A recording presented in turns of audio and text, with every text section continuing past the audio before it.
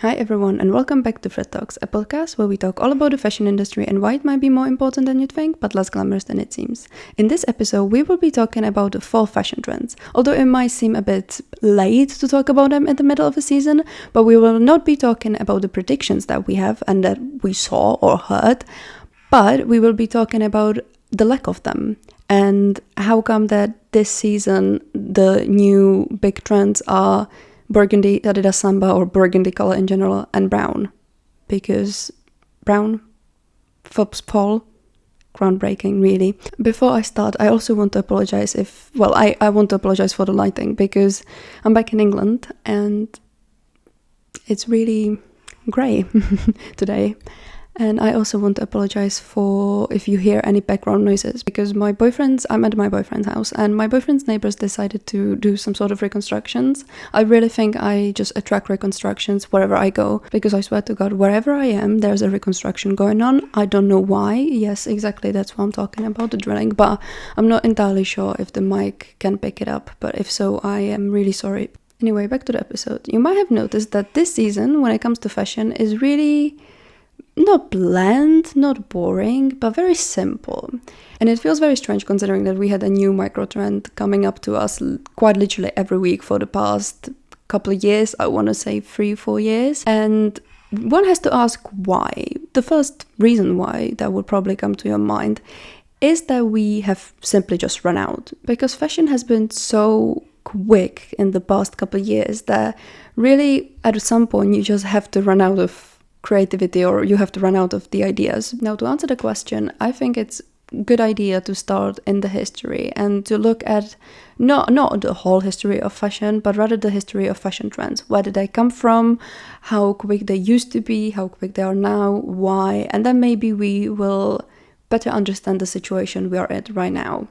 So the trends as we know them now started in the 20th century. However, before that, we had art styles like neoclassicism, Baroque, Renaissance, and those usually lasted for decades, if not centuries. A lot of people associate those mainly with art, but they really influence drama, literature, sculpture, and fashion as well. A great example of that would be corsets that came into fashion in the Victorian era and only fell out of mainstream in the 1920s. So that is nearly 100 years that they were in trend, which is something we can't really imagine now that we have a new core every week, pretty much. Anyway, the process started speeding up after the Industrial Revolution with the development of factories. Those could now mass-produce clothes a lot quicker and hence making it more accessible. During the war, we then saw a revolution in the women's wear where trousers became a female staple. And after the war, women expressed the desire to dress up again. So really around this time, fashion became a part of everyday life for, I don't want to say common people, but yes, people who weren't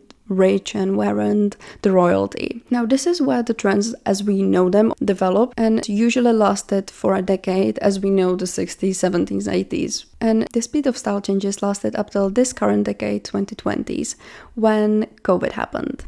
Now during the pandemic, as everyone was locked home, a lot of people started using internet as the way to educate themselves, because everyone had so much time that a lot of people started a new hobby, and the only way to do or to learn was through YouTube, Instagram, internet in general.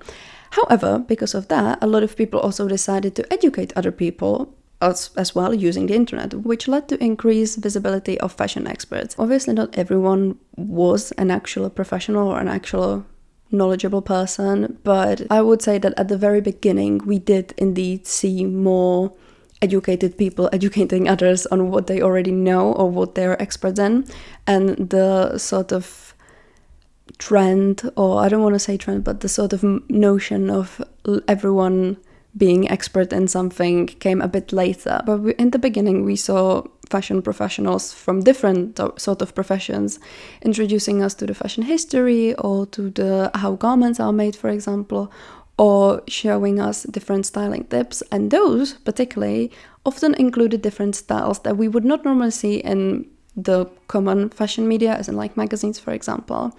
Now, another thing that the quarantine had impact on was obviously our mental health, because being locked at home, unable to meet anyone, was really hard, and especially for young people who often long for finding their individuality or being part of a community. You know, the feeling of belonging suddenly wasn't available for anyone. And I can imagine I was already, how old was I? 21. So I was already quite, older. But I can imagine for someone who was between the age of 13 to 17, 18, it must have been a really hard time. And the thing is, young people usually find their identity by going out, by meeting people in school or meeting people outside of school, at the different clubs. And obviously those weren't available during this time. But what was available were different styles introduced online. And what was the easiest thing for young people to then find themselves and express themselves and feel like they are a part of something? Through fashion. Easiest way to belong somewhere was to jump on the train of a trend, of a viral TikTok trend, because it's nothing easier, and at the time, not a lot of things more available than just buying a certain outfit, clothes of certain style, and suddenly being part of the group, of the clean girl aesthetics, of the strawberry makeup, of the siren office, because that is the difference between your seasonal trends, which are summer, spring, autumn, winter clothes or winter trends, and the microtrends. Because if you look at any previous seasonal trend predictions, they always consist of separate colors, separate clothes items, separate cuts, separate patterns. But if you look at aesthetics and microtrends that we see online, they come with makeup, they come with hair, they come with nails, skincare, personal development sort of suggestions, or certain behavior traits. They're just a lot more complex, at least seemingly a lot more complex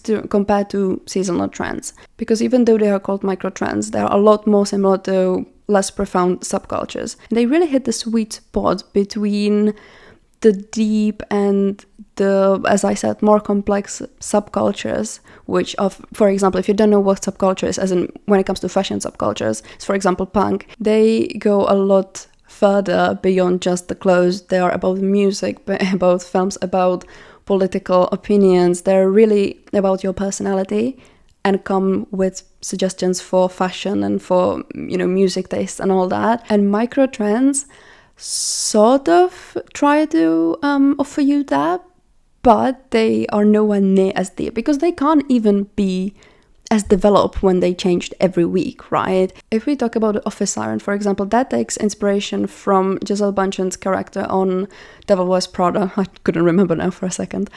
And she was meant to be the hardworking usually marketing, I don't know why, but usually a fashion marketing woman who is strong and is the career woman. But it doesn't necessarily go into what it requires to be that woman. It shows you the makeup, it shows you the clothes, and it gives you the advice on the aesthetics that you should have in order to be that person.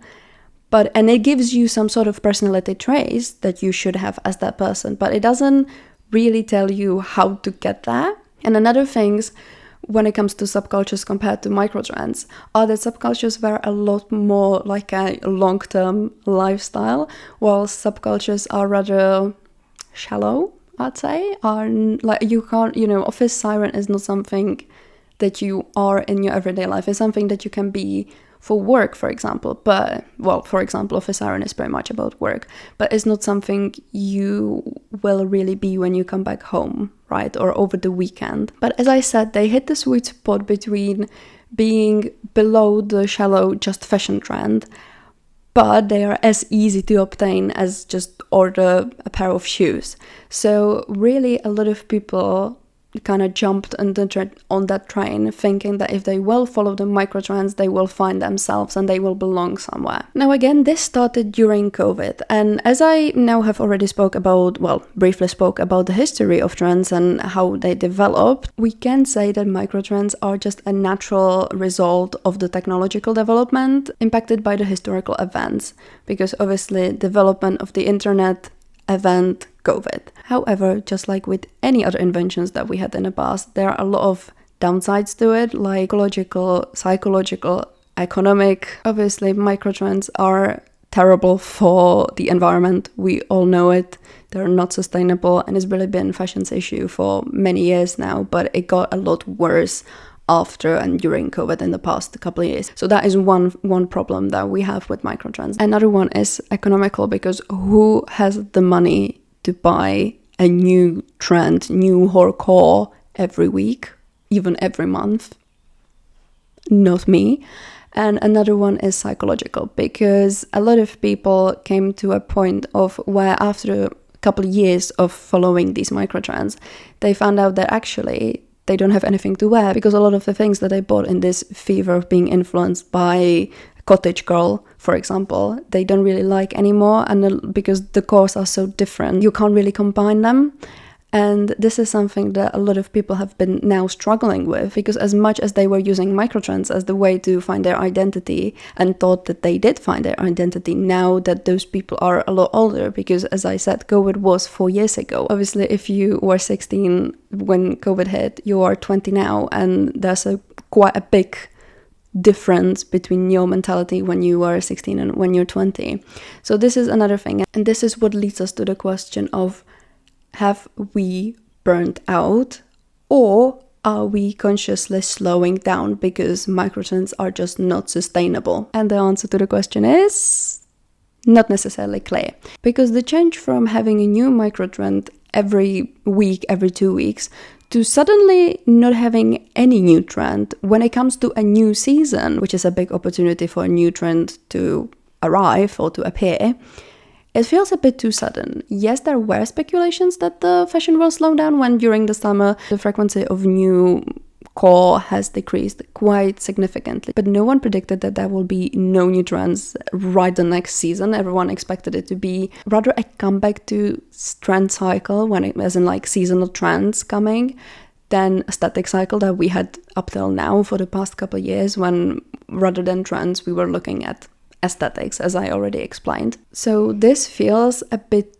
too sudden for it to come from a place of a desire, because if you don't understand it, and I'm not sure if I communicated this clearly enough, but I'm not saying that we don't have any fall trends this season. We do, but none of them are new. And the reason why this is happening might just be the same reason as for why the microtrends started, and then it's just the world and the life just happening, because at this very moment, we've got the cost of living crisis, and it has been going on for long enough to actually affect everyone now. I think no matter what sort of class you are affected by it at this point.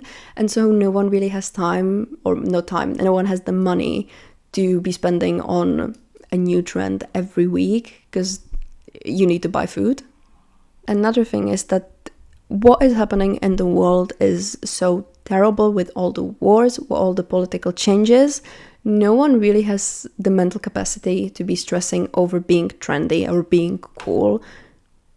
It really, like, in the greater scheme of things, it seems a bit ridiculous, because to be fair, it actually goes hand in hand with the cost of living crisis, because if you're stressing about money and then you're stressing about the fact that there's a war everywhere and the fact that there's political changes everywhere and there's elections, and those really affect your everyday life, you don't really have the time and, as I said, mental capacity to be thinking about what are you gonna be wearing, and if you are cool enough, and if your jacket's cool enough, and if you belong to this aesthetic, and if you know what I mean. It's just not something on anyone's mind. And even me, as someone who quite literally breathes fashion and who thinks about fashion every day because it's my job, and it's something that I just do, I still rather spend 50 quid on week grocery than buying a new jacket that I don't necessarily need only to be trendy.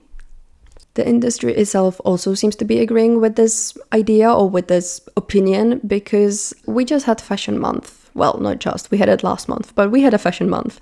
And if you look at any online magazines, they do look at the fashion, as in at the collections that we saw in Fashion Week, which obviously that's what Fashion Week's about. But no one really did street style, which has always been very significant and very important, because street style often is what sets the trends for the season.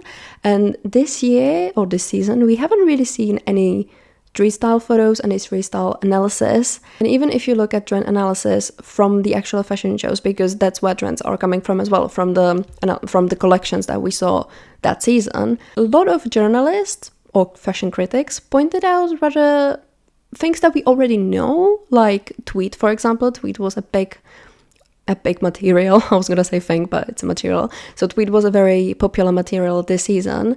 And obviously tweed has been around for ages, especially in England. For me, tweed is sort of like tweed equals English fashion.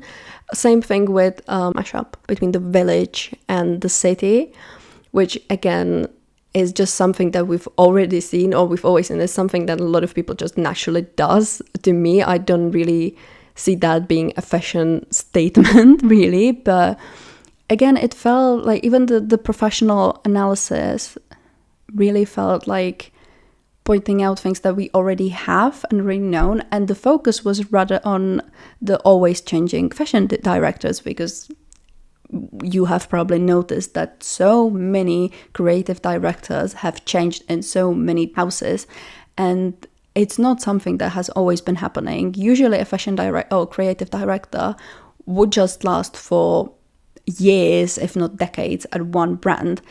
And in the past year or two, they suddenly keep changing pretty much every season. And a lot of the designers are at the brand for 2-3 years and then they change, and it's a bit of a chaos. Same with a lot of people focusing on Nepo Babies models. It just feels like there's way too much things to inform people about rather than focusing on the fashion itself, which sounds a bit contradictory, but it is what's happening. And the reason for this might also be the fact that there was just not a lot to talk about when it comes to fashion, because the speed that we were going in the past couple of years in fashion kills the creativity. Actually, there's a video at Show Studios YouTube channel that talks about, I think it's called Our Editors Comment on Fashion Week or something like that. It's a bunch of editors talking about the fashion weeks, and they do talk about the fact that fashion and fashion collections and fashion weeks in general just are now more about the numbers, and they are no longer about fashion. And